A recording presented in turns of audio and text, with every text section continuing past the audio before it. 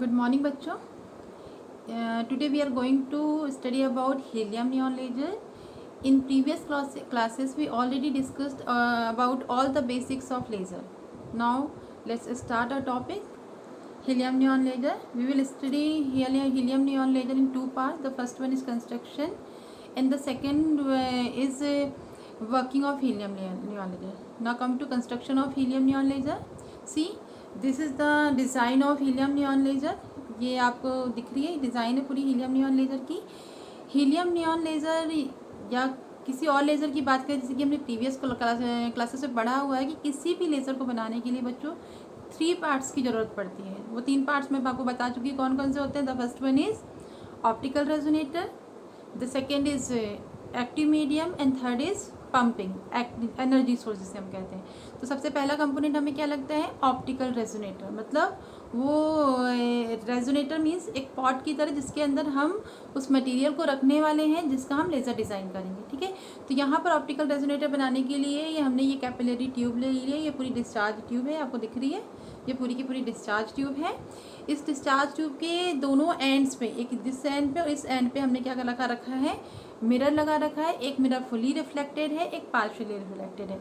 Fully reflected क्यों रखा है, ताकि लाइट इंटरनली रिफ्लेक्ट हो, और एक को पार्शियली क्यों रखा है, ताकि लाइट किसी पॉइंट से पॉइंटेड होकर शार्प लाइट वहाँ से निकल सके, बाहर आ सके. ठीक है, तो ये जो आपकी कैपिलरी ट्यूब है जिसको हम डिस्चार्ज ट्यूब भी बोल रहे हैं, ये आपकी ऑप्टिकल रेजोनेटर की तरह वर्क करती है हीलियम नियॉन लेज़र के केस में. ठीक है, द सेकेंड इम्पॉर्टेंट कंपोनेंट कौन सा है आपका, एक्टिव मीडियम. एक्टिव मीडियम नाम से ही लग रहा है ना, medium which is very actively involve in laser, this is active medium, right.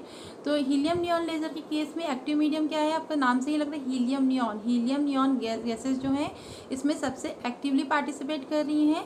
तो ये हीलियम नियॉन लेज़र में आपका हीलियम नियॉन ही एक्टिव मीडियम की तरह वर्क करता है.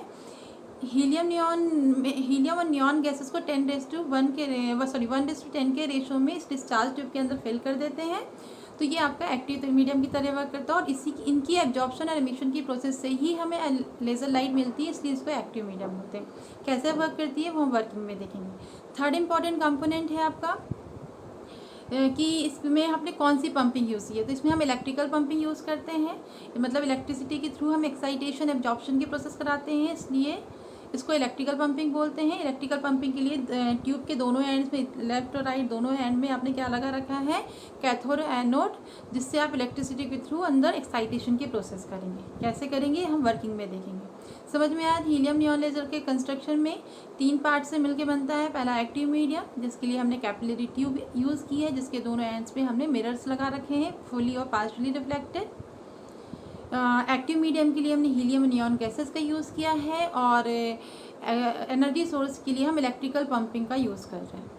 ठीक है, ये हो गया आपका हीलियम नियॉन लेज़र का आपका वर्किंग कंस्ट्रक्शन. अब आते हैं वर्किंग में. वर्किंग की बात करें तो हीलियम और नियॉन लेज़र के की पॉइंट्स की बात करें तो उसके की पॉइंट्स क्या क्या हैं. सबसे पहला तो ये सबसे फर्स्ट गैस लेज़र है. जैसे कि आपको मैंने प्रीवियस क्लासेस में बताया था कि ruby laser was the first laser design by TH Maiman, but helium neon laser was the first gas laser. Ruby laser में कुछ ड्रॉबैक्स थे, इनसे ओवरकम होने के लिए हमने हीलियम नियॉन लेज़र को डिज़ाइन किया था, इसलिए ये आपका सेकेंड लेज़र है. बट गैस लेज़र की बात करें तो ये आपका फर्स्ट गैस लेज़र है.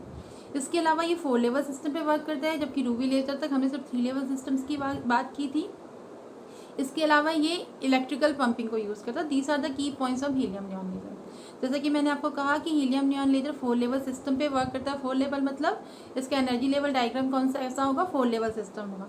क्योंकि इसमें 2 टाइप की गैसेस इन्वॉल्व होती हैं, तो ये आपको दिख रहा है, ये हीलियम का आपका एनर्जी लेवल डायग्राम है, और राइट हैंड साइड में ये आपका नियॉन का एनर्जी लेवल डायग्राम है. जैसे ही हम इलेक्ट्रिकल डिस्चार्ज करते हैं, इलेक्ट्रिसिटी ऑन करते हैं, तो इलेक्ट्रिकल डिस्चार्ज की वजह से हीलियम एटम बहुत जल्दी एक्साइट होता है और एनर्जी को कैप्चर करता है. जब तक उसके पास एनर्जी नहीं होती, सारे के सारे एटम्स कहाँ होते हैं, इस लोअर लेवल में, इवन में, ग्राउंड स्टेट में बैठे होते हैं, रिलैक्स कर रहे होते हैं. जैसे ही इलेक्ट्रिकल डिस्चार्ज होता है, एटम एनर्जी लेता है, एक्साइट होता है, और एक्साइट होकर कहाँ चला जाता है, हायर लेवल पे, सब टॉप मोस्ट लेवल पे. वहाँ जाकर वो, चूँकि उसके पास बहुत एनर्जी आ गई और हमें पता है एनर्जी आने पे एटम बहुत जल्दी जल्दी वाइब्रेट करते हैं, मूव करते हैं, क्योंकि उनकी काइनेटिक एनर्जी बहुत बढ़ गई होती है। तो जब वो मूव करते हैं तो अपने पास बैठे हुए नियॉन के एटम से टकराते हैं, कोलिजन करते हैं। जब कोलिजन करेंगे तो क्या करेंगे, अपनी सारी की सारी एनर्जी नियॉन को ट्रांसफ़र कर देते हैं। और जो नियॉन एटम अभी नीचे सबसे ग्राउंड स्टेट पे बैठा था वो एक्साइट होकर कहाँ चला जाता है, आपका टॉप मोस्ट लेवल पे। चूँकि ये आपका 4 लेवल सिस्टम है बच्चों, इसलिए जैसे ही टॉप मोस्ट लेवल पे जाता है वहाँ जाने पर चूँकि इसकी लाइफ टाइम बहुत कम है, मैंने आप लोग को बताया है मेटास्टेबल स्टेट के बारे में, है ना। तो मेटास्टेबल कौन सी स्टेट होती है, जिसकी लाइफ टाइम ज़्यादा होती है। पर चूँकि यहाँ पे जो ये आपकी जो टॉप मोस्ट स्टेट है यही आपकी मेटास्टेबल की तरह वर्क करेगी, इसकी लाइफ टाइम बहुत ज़्यादा है। तो सारे के सारे एटम यहाँ पे बैठेंगे, ठीक है। जैसे ही यहाँ पे बैठेंगे तो आपका यहाँ पे आने के बाद हम क्या कर रहे हैं, सारे एटम्स को हम कहाँ भेज रहे हैं, टॉप मोस्ट लेवल पे। पर एटम्स क्या कर रहे हैं, वो आके एटम वहाँ पे बैठ रहे हैं और रिलैक्स करें, क्योंकि वो मेटास्टेबल स्टेट है। मेटास्टेबल स्टेट में बैठने के बाद क्या होगा, वहाँ पे पॉपुलेशन जो है एटम्स की धीरे धीरे बढ़ती जाएगी और बढ़ते बढ़ते वहाँ पे पॉपुलेशन बढ़ जाएगी और उसके नीचे वाले लेवल पे यहाँ पे आपकी पॉपुलेशन बिल्कुल नहीं है। जब हायर लेवल पे पॉपुलेशन ज़्यादा होती है एज़ कम्पेयर टू उसके से जस्ट नीचे वाले लेवल के कंपैरिजन में, तो वहाँ हमें क्या मिलता है, पॉपुलेशन इन्वर्जन। ये पढ़ा चुकी हूँ मैं आप लोग को। तो पॉपुलेशन इन्वर्जन अचीव होगा, जैसे ही पॉपुलेशन इन्वर्जन होगा वहाँ पे आपको कौन सा एमिशन मिलेगा, स्टिमुलेटेड एमिशन। और स्टिमुलेटेड एमिशन की वजह से कौन सी लाइट एमिट होती है, लेज़र लाइट। तो आपका जो लेवल है ये दिख रहा है, ये E4 और E3 जो है, ये E3 E2 ये आपके एक ही लेवल को डिफाइन कर रहे हैं, ठीक है। तो आपके जो एटम्स है वो हाई लेवल से आपके थर्ड वाले लेवल पे आ जाएंगे बाय द स्टिमुलेटेड एमिशन, जहाँ हमें लेज़र लाइट मिलेगी। पर थर्ड वाले लेवल पर आने पर भी आपका जो है साइकिल कंप्लीट नहीं होगा एनर्जी एमिशन का। लेवल क्या करेंगे, थर्ड वाले लेवल से एटम्स अब कहाँ आएंगे, सेकेंड वाले लेवल पे स्पॉन्टेनियस एमिशन करके, और फिर सेकेंड वाले से ग्राउंड स्टेट पे आएंगे आपके नॉन रेडिएटिव ट्रांजिशन करके। और इस तरह से आपकी लेज़र की जो साइकिल है वो ग्राउंड स्टेट से स्टार्ट हुई ग्राउंड स्टेट पे ही ख़त्म हो जाएगी। समझ में आया। तो ये आपकी लेज़र की वर्क, हीलियम नियॉन लेज़र की वर्किंग थी। तो इस तरह से हम हीलियम नियॉन लेज़र को 2 पार्ट्स में एक्सप्लेन करेंगे। द फर्स्ट वन इसको कंस्ट्रक्शन आप एक्सप्लेन करेंगे जैसे मैंने आपको बताया है, और सेकेंड पार्ट में आप उसका वर्किंग एक्सप्लेन करेंगे। ठीक है बच्चों, थैंक यू।